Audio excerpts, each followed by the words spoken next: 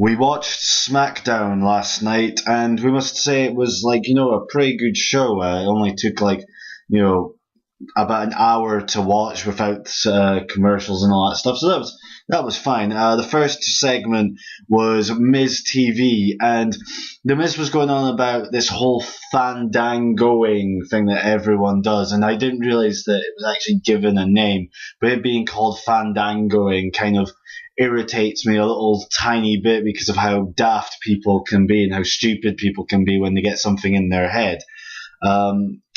Daft dance craze makes me a bit irritated whenever it comes up, and I just wish it would go away. It's just a really horrible name. Why does it have to be a horrible name? No idea. Fandango is the guest in Miss TV, and he comes out and he gets called a bag of skittles by the Miz, and a very original comment because his trousers are colourful.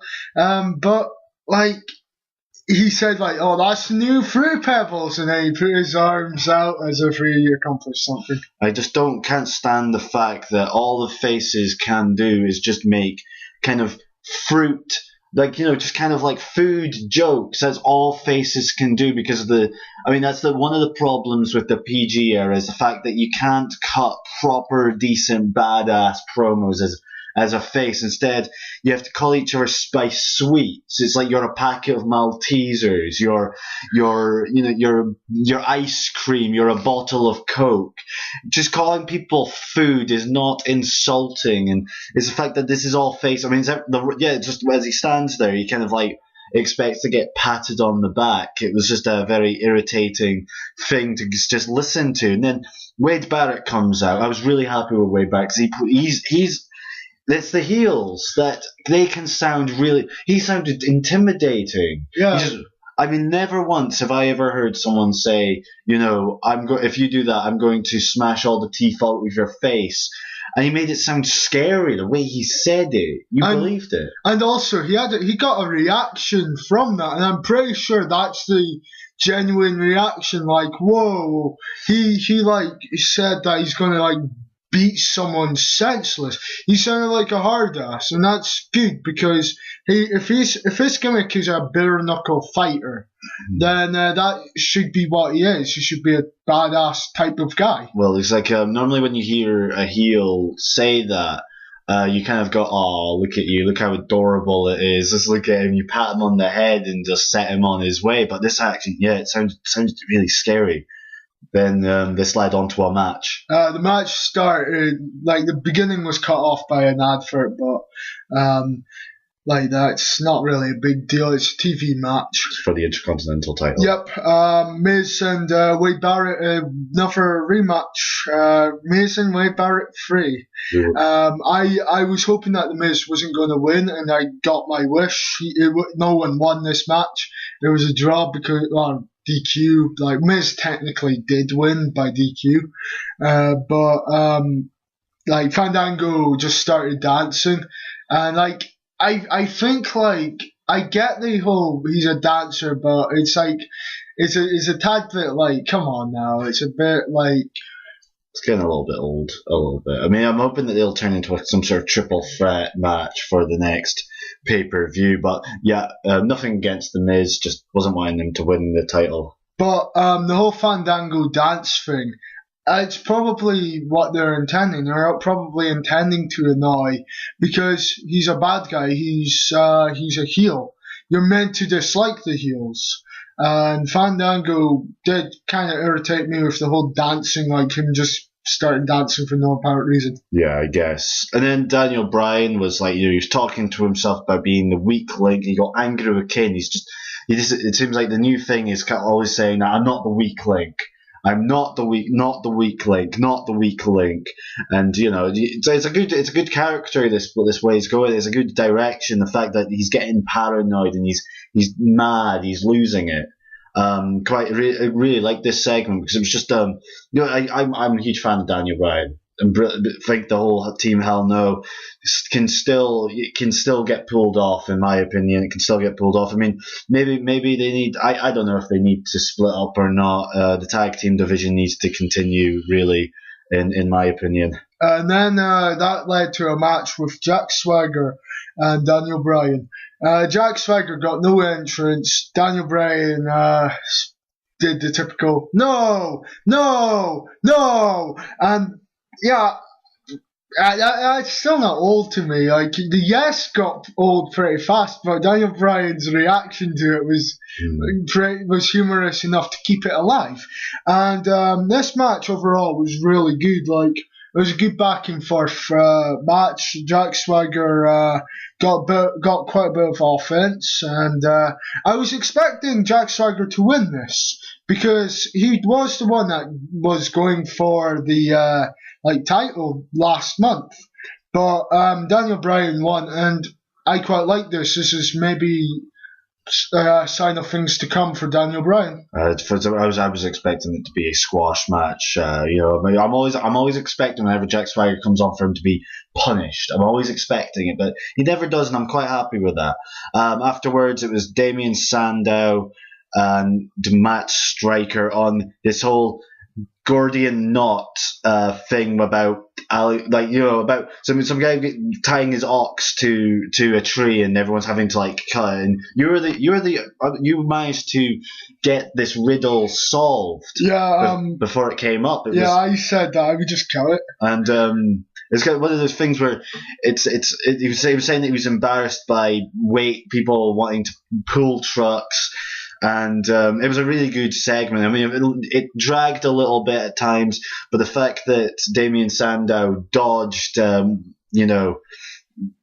kind of like, he was just saying all this stuff, and then Sheamus comes out and then kind of dodges his bro kick, which, Sheamus, when he comes out, he was telling Damien that he needs a life.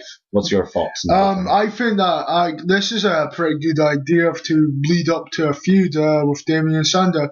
Damien Sandow needs something to do, and put him in a feud with Sheamus is a good way to go. Yeah, it's like Damien Sandow. I do wish that Rhodes Scholars went a bit further. I didn't realize that they had broken up. I mean, it was kind of hinted a little bit. I think it was they went their separate ways, which they may team later on down the line. Yeah, maybe. I mean, it's unique, I guess. I mean, the way they split, but you just go in their separate ways. I guess that kind of makes sense. But you'd think that with them both being heels, it would have been done. But yeah, it's unique. So no complaints there. It's Sheamus acts like a bit of a jerk at times, saying that you need a life. And yeah, I just thought I liked it. I like this segment. And then that led on to a match with Chris Jericho against Big Show, where the commentators seem to have said that if you remember Liam Neeson and Johnny Depp, that you are old. And I don't understand this being called old thing. If you remember Liam Neeson, he was around, he's still around today. It's I'm 23 years old and I remember Liam Neeson, and so that makes me old just because you make insipid commentary. That makes these commentators dinosaurs. They're extinct. Why? How come is it that just because they can't do their job and call a match with Chris Jericho and the Big Show, that makes me old? That makes us old. That makes no sense to me. It's just Liam Neeson is not kind of something that our parents used to know. It just irritates me. I mean, people say that Taz is insipid when these people come up with kind of stupid things and they can't call matches. It irritates me. Now we're old. That's what they call us. They call us old. It makes no sense. Why can't you just call matches properly? Winds me up. Well, this match was good for a Big Show match. Big Show wasn't nearly as Big Show's a bit of I can't really explain, but he's just a bit of it's hit or miss. Yeah, majority of the time miss, and as is Jericho. Jericho is also very hit and miss.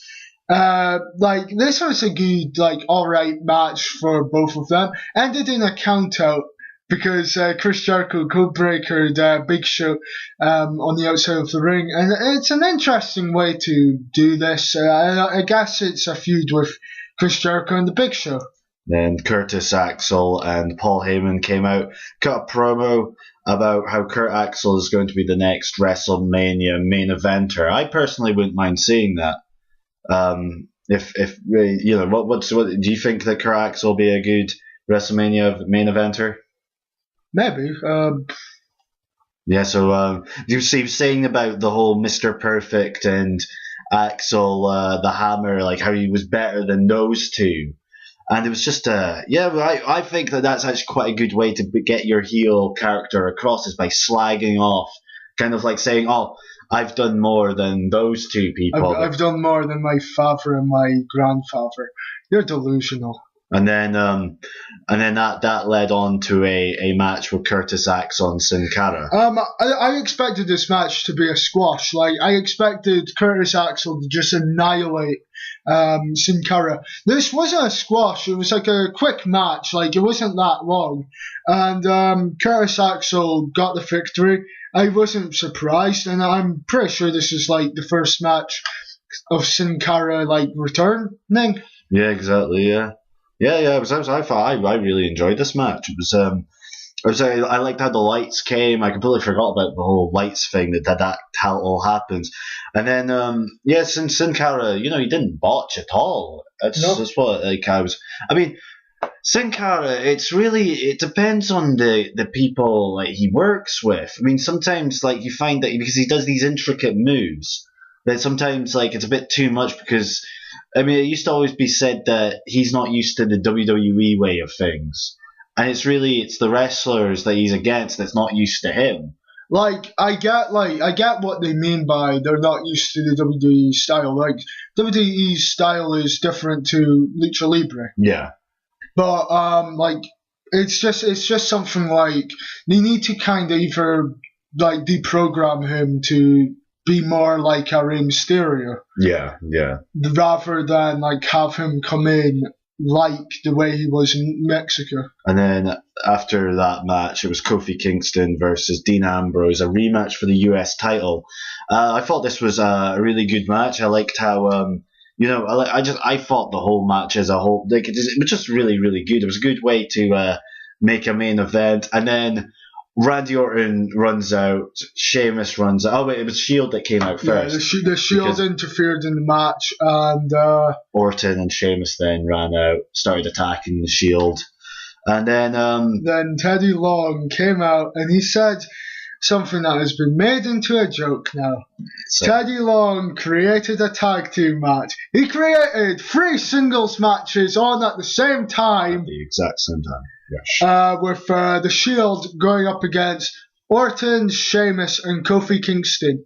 I was a bit apprehensive about this match going into it, but it didn't it exceeded my expectations. I mean, it wasn't as long as the Raw one, which I was happy with. I mean, it was just the fact that my issue with the Raw 6-man tag was the fact that I didn't understand why it was kind of like that long. That match was really, I liked this match because it was suitable for like the TV thing. No, I'm not one to complain about long matches and wrestling on wrestling shows. No, it's always welcome. But I was like, I was happy with how this match went. I thought the whole thing was just brilliant. I liked Randy Orton with taking, like, he gives RKO's on the floor. It's quite a painful sight to see. He always looks like he's in so much pain when he does the RKO on the outside, and then he kind of like lands right on his back, and then you think, oh, he's going to snap his spine at some point. I mean, it's a good thing that he's like, still young. It's just well done to everyone involved. On, what did you think of the match? I quite liked the match. It wasn't too long. And, but overall, this SmackDown was good for a SmackDown. I enjoyed this. 2 good SmackDowns in a row, I believe. Like, I watched the last week one, and it was also pretty good. So SmackDown and Raw are doing a good job. So WWE, keep it up. Yeah, good. Keep it up to WWE. See you.